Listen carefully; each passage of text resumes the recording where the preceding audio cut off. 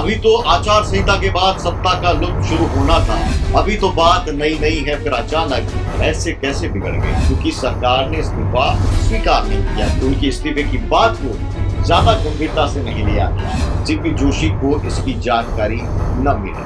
कोई ऐसा है संगठन में जो चाहता है कि किरोड़ीलाल मीणा का सियासी किरदार आगे न बढ़े और उसे राजनीतिक रूप से कैसे वसूलना है ये भी उन्हें बखूबी आता है। किरोड़ीलाल मीणा किसी अग्नि परीक्षा को पार करने से हिचक नहीं है। दौसा में चंद महीनों में उपचुनाव होने वाले डॉक्टर किरोड़ीलाल मीणा असल में अपने होने की कीमत जानते हैं। एसटी/एससी वर्ग के बड़े नेता को बीजेपी इस वक्त किनारा नहीं कर सकती। दोस्तों नमस्कार, ट्रेंडिंग टॉक शो में आपका स्वागत है। मैं हूं विशाल सूर्यकांत। राजस्थान की राजनीति में इस वक्त जो कुछ हो रहा है उसे बशीर बद्र के शेर से समझिए कि मुझे इश्तिहार सी लगती हैं ये मोहब्बतों की कहानियां, जो कहा नहीं वो सुना करो, जो सुना नहीं वो कहा करो। बशीर बद्र ने ये शेर मोहब्बत के नाम लिखा, लेकिन कहते हैं कि मोहब्बत और सियासत में ज्यादा फर्क नहीं होता। सब कुछ हासिल करने की जिद या सब कुछ छोड़ देने का जुनून। तो दोस्तों, बशीर बद्र के इस शेर में मोहब्बत लफ्ज के बजाय आप सियासत का लफ्ज जोड़ लीजिए और फिर समझिए कि राजस्थान की राजनीति में डॉक्टर किरोड़ीलाल मीणा आखिर कहना क्या चाहते हैं, आखिर करना क्या चाहते हैं। दोस्तों, दौसा से लेकर सवाई माधोपुर, करौली तक, या कहें कि पूरे पूर्वी राजस्थान तक एक ही नारा गूंजता है कि राजस्थान का एक ही लाल, किरोड़ीलाल किरोड़ीलाल। तो आखिर ऐसी क्या नौबत आ गई कि किरोड़ीलाल मीणा को अपनी कुर्सी छोड़नी पड़ रही है? अभी तो आचार संहिता के बाद सत्ता का लुत्फ शुरू होना था। अभी तो नई नवेली सरकार की बारात बजट सत्र तक पहुंची है। अभी तो बात नई नई है, फिर अचानक ऐसे कैसे बिगड़ गई? कुछ लोग कह रहे हैं कि मनचाहा विभाग नहीं था।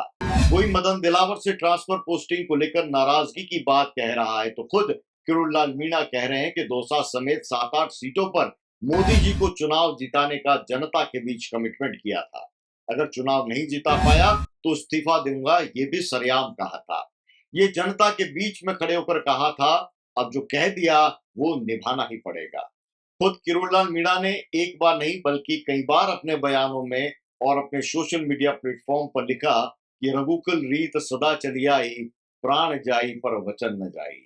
लिहाजा ये तो तय था कि एक बार तो डॉक्टर किरोड़ीलाल मीणा अपना इस्तीफा देंगे ही, लेकिन उनके इस्तीफे की बात को ज्यादा गंभीरता से नहीं लिया गया, न पार्टी अध्यक्ष की ओर से और न ही सरकार की ओर से। उन्हें मनाने का बंद कमरे में भले ही जतन हुआ हो, लेकिन कोई ऐसी तस्वीर है वो सामने नहीं आई जिसमें डॉक्टर किरोड़ीलाल मीणा को मनाता हुआ सत्ता और संगठन का कोई बड़ा चेहरा नजर आए मीडिया कैमरों के सामने, मीडिया के चर्चाओं। बाबा किरोड़ी को मनाने सरकार और पार्टी ने मैसेज देते हुए कोई एक्शन नहीं लिया।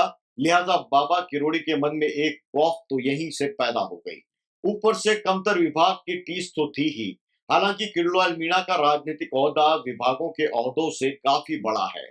जहां एक और राजनीतिक मंचों पर सभी मोदी जी का सम्मान करते हुए झुकते नहीं थकते, वहीं उसी मंच पर उसी पंक्ति में खड़े डॉक्टर किरोड़ीलाल मीणा मोदी के साथ हंसते खिलखिलाते ठहाके लगाते हुए दिखते हैं।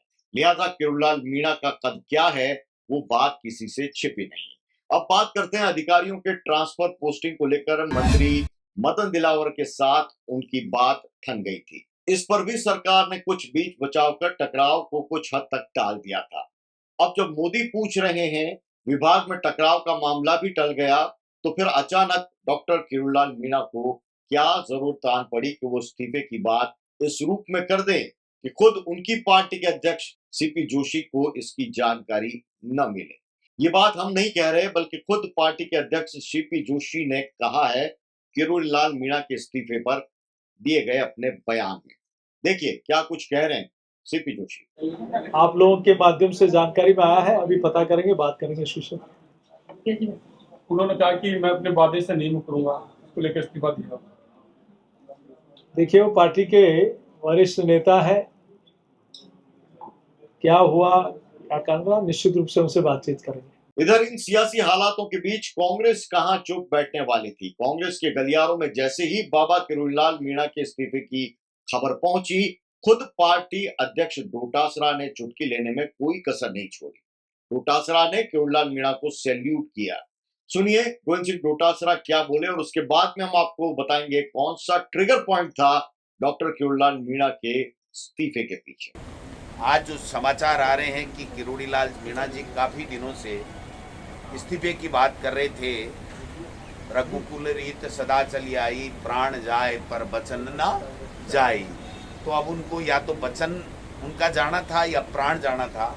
उन्होंने अपना वचन बचा लिया और वचन बच गया तो यूँ मानो प्राण भी बच गया।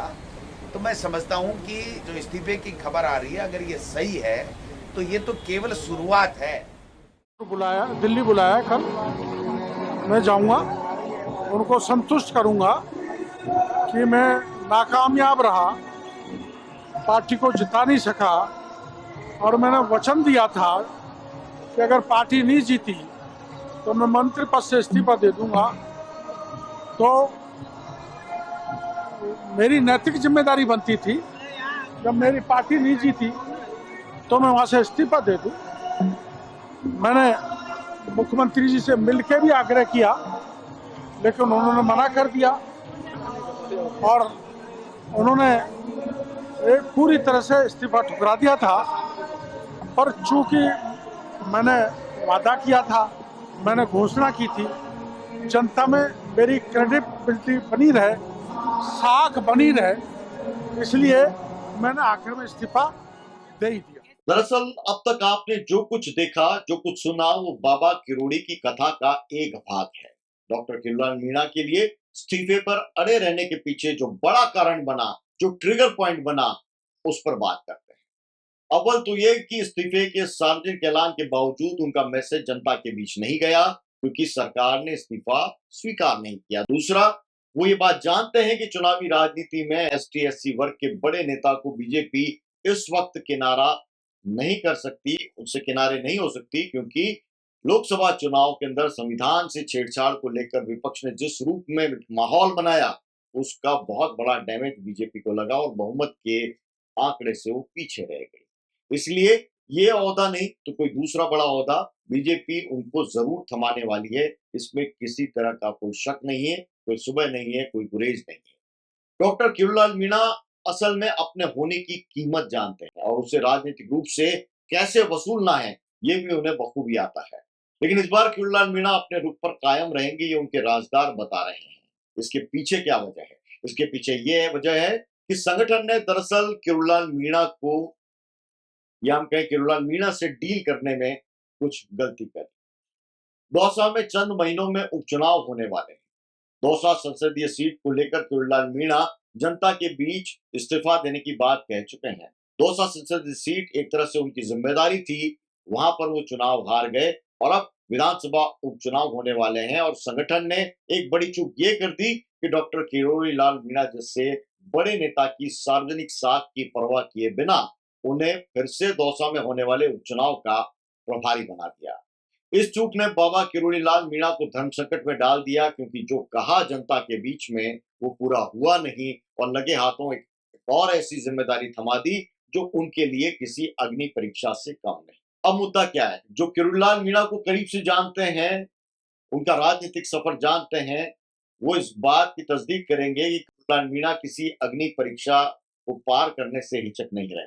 दरअसल वो बार बार हार का ठीकरा अपने सिर लेने को तैयार नहीं और संगठन में चूक ये हो रही है कि संगठन या तो उनकी सियासी मजबूरी को समझ नहीं रहा या फिर नादान है या फिर कोई ऐसा है संगठन में जो चाहता है कि किरोड़ीलाल मीणा का सियासी किरदार आगे न बढ़े। सारी परिस्थितियों में आखिरकार खामियाजा तो डॉक्टर किरोड़ीलाल मीणा को ही भुगतना था, लिहाजा बाबा किरोड़ी ने इन्हीं परिस्थितियों से खुद को ही अलग कर लिया। अब दिल्ली का बुलावा आया है, किरोड़ीलाल मीणा वहां खुलकर अपनी बात रखेंगे ये तय है, लेकिन बातचीत का नतीजा किस किस को बेनकाब करेगा, कितने किरदारों से पर्दा उठेगा, ये कल के बाद ही मालूम चलेगा। ट्रेंडिंग टॉक शो में आज इतना ही, मुझे दीजिए इजाजत, लेकिन चलते चलते कमेंट बॉक्स में जरूर आपकी इस पूरे मुद्दे पर राय क्या है वो बताना मत भूलिएगा। कल फिर होगी आपसे मुलाकात। नमस्कार।